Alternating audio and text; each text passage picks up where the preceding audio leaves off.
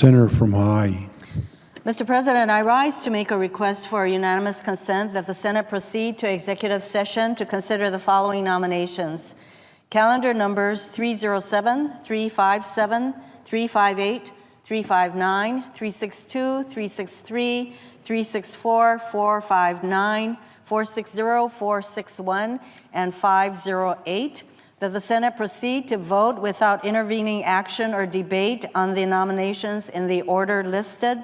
That the nominations to reconsider be considered made and laid upon the table with no intervening action or debate. That no further motions be in order to the nominations. That any related statements be printed in the record. And that the President be immediately notified of the Senate's action and the Senate then resume legislative session. Is there objection? Mr. President, reserving the right to object, I understand our Democratic friends are going to propound a number of different consent agreements here with regard, I assume, to the judiciary. The core question here is whether President Obama has been treated fairly. And I think it's noteworthy that at this point in President Bush's 8 years, 303 of his judicial nominees had been confirmed. At this point in President Obama's term, 324. So that's 21 more judges that the current president has gotten at this point than President Bush. So clearly President Obama has been treated fairly, and therefore I object. The objection is heard. Mr. President. The senator from Hawaii. I'm very disappointed that the Republicans are blocking dozens of qualified nominees who have been reported to the Senate floor on a bipartisan basis. This is certainly, in my view, not about whether the president is being treated fairly. It is about the Senate doing its job. So the Senate is on track to confirm the lowest number of judicial nominees in our history. So let me mention a nominee from Hawaii, Claire Connors. She was confirmed or voted on unanimously by the Judiciary Committee last month, a statement to her qualifications. Her wide-ranging experience includes district and appellate venues, criminal and civil arenas, and litigations on issues ranging from tax law to tough cases like crimes against children. Claire and the other nominees before us today will be kept from serving on the federal bench because of Republican inaction. My Republican colleagues intend to stop all judicial confirmations in July, although there are 79 vacancies pending, 28 of which are considered emergencies. Ms. Connors, if she is not confirmed, the Hawaii District Court seat will be left vacant for over a year. Our judiciary should be comprised with the full complement of judges that are accorded to each district court. And so one of our fundamental jobs is for the Senate to engage in its advice and consent function with regard to these judicial nominees, and we are not doing that. I call upon my colleagues, my Republican friends, to enable all of us to do our jobs and begin, again, the advice and consent process, which we are, under the Constitution, required to do. I see some other colleagues on the floor, so I'd like to yield to my good friend from New York. I thank my colleague, Mr. President. Senator from New York. Thank you, Mr. President. I will have a unanimous consent request after I make a few brief remarks, and I want to thank my friends, senators from Hawaii and Maryland, for joining me here today. We all know it's the job of the Senate to keep up with the need to confirm judges, but our friends on the other side of the aisle aren't holding up their end of the bargain. The judicial confirmation process has been at a crawl for years. Now it has come to a functional standstill, as non-controversial nominations, some of which were approved out of the committee by overwhelming votes, majority of Republicans, majority of Democrats, they languish on the executive calendar. Now, our colleagues on the other side of the aisle did their best to slow the pace of confirmations when the Senate was under Democratic leadership. And now they're sluggishly moving nominations under a Senate they control. And, Mr. President, it's culminated in the irresponsible partisan blockade of President Obama's Supreme Court pick. Let's talk about some real numbers here. More than a year into this new Congress, the Republican leadership has allowed only 17 judges to be confirmed. Okay? How many months do we have here? We had 12 in the last year of this Congress. We're in the end of April, so that's 4. And so that's 16 months. It's 1 a month. Now let me show you the contrast. And I'd say to my dear friend, our majority leader, this is the number that counts. Because the analogy was the last 2 years of the Bush administration, when there was a Democratic majority. Then Republican president, Democratic majority. Now Democratic president, Republican majority. They confirmed 17, we confirmed 68. And this has consequences, real consequences. The number of vacancies has risen from 43 to 79 since the Republicans took over the majority. That didn't happen when President Bush was president and made nominations. 28 judicial emergencies. For people seeking justice, they can't get it very speedily because of the obstruction of judges. There are 20 non-controversial judges on the executive calendar. And so we're urging our colleagues to let these non-controversial judges go through. Very simply, we are urging our colleagues to do their job. I know the leader wants to have the Senate move along, and we've tried to go along whenever it was possible. But this is a glaring example where it's easy to do your job, where it's easy to move things forward, and all we face is obstruction, and for no voiced reason. I'd like to know why the judges that I will nominate, it's a smaller list than my colleague from Hawaii has asked for, that I will ask for unanimous consent to go forward with. I'd like to know a single reason why any of them shouldn't be sitting on the bench. And so I ask unanimous consent that the Senate proceed to executive session to consider the following nominations: calendars 307, 357, 358, 359, 362, and 363, and that further, that the Senate proceed to vote without intervening action or debate on the nominations, that if confirmed, the motion to reconsider, be considered, made, and laid upon the table. Is there objection? Reserving the right to object. I would say to my Democratic friends, no effort to kind of redefine what this is about will be successful. The issue before the Senate is, has President Obama been treated fairly with regard to the confirmation of judges during his tenure in office? We are to a point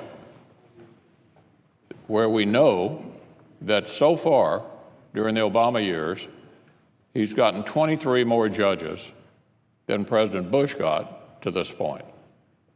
Now, that's the fundamental question. Has President Obama been treated in some way differently from President Bush? And the answer, of course, is no, and therefore I object. The objection is heard. The senator from Maryland. Okay. Mr. President, I'm going to continue to try here, and I thank the majority leader for his patience. I think it's really not a matter about fairness to the president, but fairness to the American people. I think this is a matter of, as my colleague Senator Rono pointed out, justice delayed is justice denied. We have judicial emergencies that are out there, many on our list, that have not been filled, as Senator Schumer pointed out. This is about comparing what has been done on the workload of this Congress to any previous Congress on the confirmation of judges, and we're dead last as far as the action has been taken. And I think the real critical number is the number of vacancies. When you compare the number of vacancies when the Republicans took the majority, there were 43 vacancies in our courts. That number has almost doubled to 79 vacancies. And when you take a look at the pace of confirmation, because you say maybe there was a lot that had to be taken up, we mentioned hundreds over a president's term, but as Senator Schumer pointed out, there's only been 17 judges confirmed to date. That's one of the lowest numbers in the history of our country, in modern history of our country. And in the last year of President Bush's administration, at the same period of time, in that 2-year cycle, 68 judges had been confirmed by a democratically controlled Senate. What makes matters more difficult for the American people to understand is that there are 20 judicial nominations currently past the Senate Judiciary Committee. I believe every one has been passed by unanimous voice vote. So they're not controversial, just a matter of getting them up for confirmation. 20 of them that have yet to be acted upon on the floor of the United States Senate. So I'm going to make 2 unanimous requests. Let me start with the first, which will deal with 4 of these 20 that are currently pending, all passed the Judiciary Committee by unanimous voice votes. 2 are from states in which have Democratic senators. 2 are from states that have Republican senators. So I make a unanimous consent that the Senate proceed to executive session to consider the following nominations. Calendar number 307, Zinnis of Maryland. Calendar number 357, Martinati from New Jersey. Calendar number 358, Rossiter from Nebraska. And calendar number 359, Stanton from Tennessee. The Senate proceed to vote without intervening action or debate on the nominations in the order listed, and that the motion to reconsider be considered made and laid upon the table with no intervening action or debate, and that no further motions to be in order to the nomination. That any related statements be printed in the record, that the President been immediately notified of the Senate's action, and the Senate then resume the legislative session. Mr. President. Is there objection? Mr. President. Senator from Texas.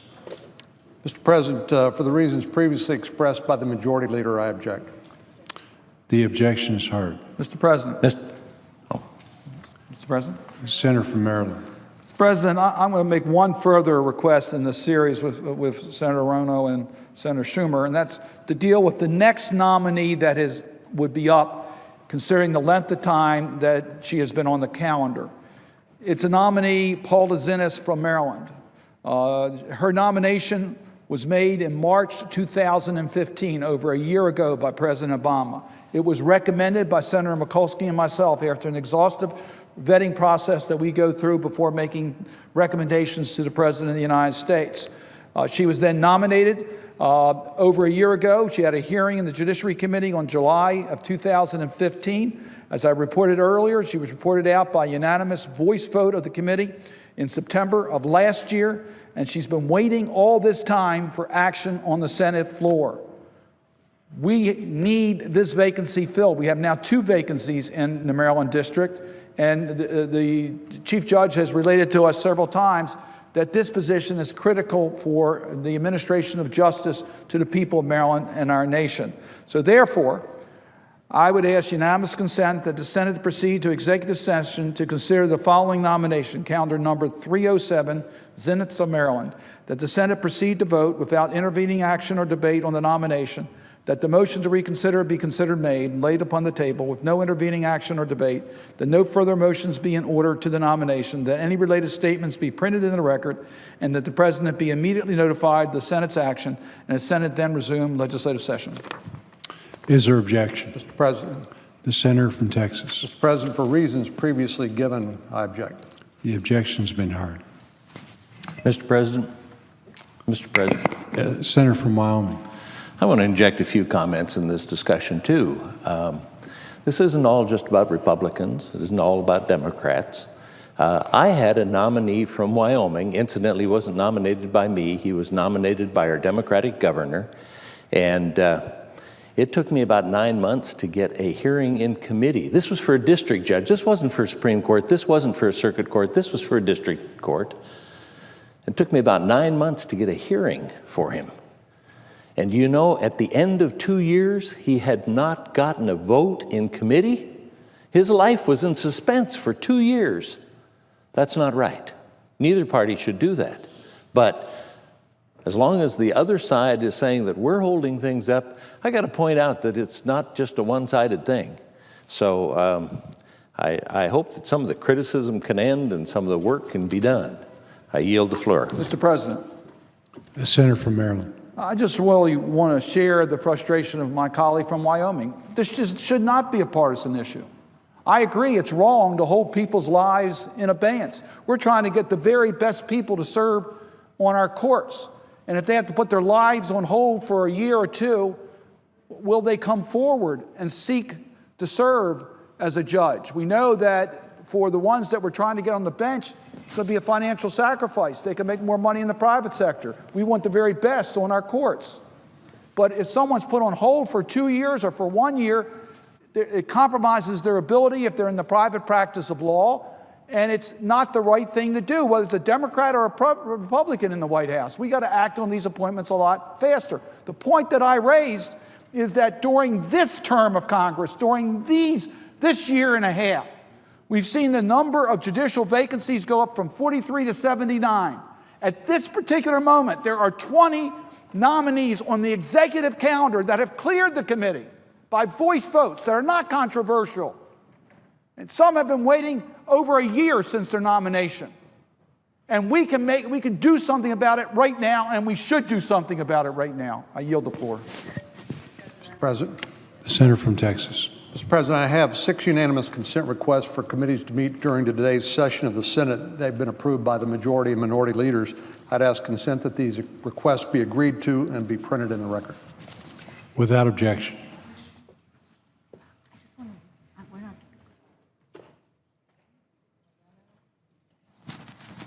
Mr. President. Senator from Hawaii.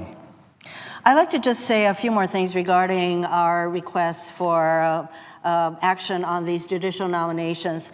In the group of nominations that I requested action on, they include nominees from Maryland, New Jersey, Nebraska, Tennessee, New York, California, Rhode Island, Pennsylvania, Hawaii. They're all waiting. And just one comment about the Supreme Court vacancy. The last time that the United States Senate refused to deal with a Supreme Court vacancy was during the Civil War. And they so objected to dealing with the president's nomination that the Congress actually changed the number of justices on the Supreme Court. Now, the number of justices is set by law, and so the Congress changed the law and set the number of justices from 10 to 7 so that they would not have to deal with the president's nominee to the Supreme Court vacancy. The president vetoed that bill. The Congress overrode that veto, and so they changed the makeup, the number of judicial the justices on the Supreme Court. Certainly that is not what I'm suggesting that the Republicans should do. And in fact, we have had a 9-member Supreme Court for almost 150 years. So what we are calling for, and I agree with my friend, the senator from Wyoming, that this should not be a partisan issue. And certainly I agree with my friend from Maryland that we should get on with it. We should get on with these judicial nominations. We should do our advice and consent role. And clearly, with regard to the Supreme Court vacancy, where we're going to, with this inaction, leave that court with 8 members for a year, that is not acceptable to the people of our country. We need to do our jobs, and I ask my Senate colleagues, my Republican friends, to enable the Senate to do our advice and consent role and to do our jobs as set forth in the United States Constitution. I yield back.